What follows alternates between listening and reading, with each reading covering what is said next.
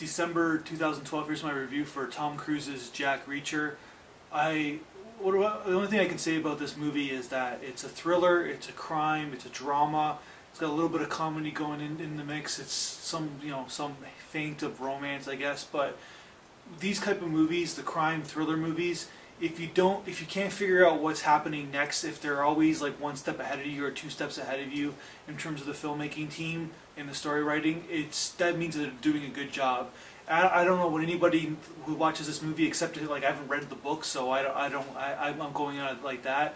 But I had no idea what was going to happen in this movie. I was always like curious about what was going to happen next. I was always kind of blown away by what was happening next. I think that the role of Tom Cruise, that be playing kind of like almost like an autistic, but not like a tough guy, autistic guy.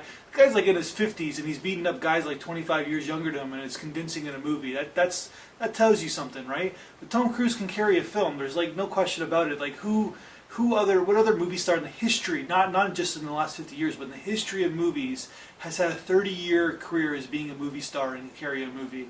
Nobody. This guy knows what he's doing, and this is an interesting movie. It's engaging. You want to know what's going to happen next. It's a smart crime thriller, and when they say people like Jack Reacher, which I don't know if they're going to make sequels on this movie or not, but people who are fans of the books, he's like supposed to be 6'5", supposed to be a blonde guy, and everybody's all mad because Tom Cruise is obviously not even close to being 6'5", and obviously not blonde.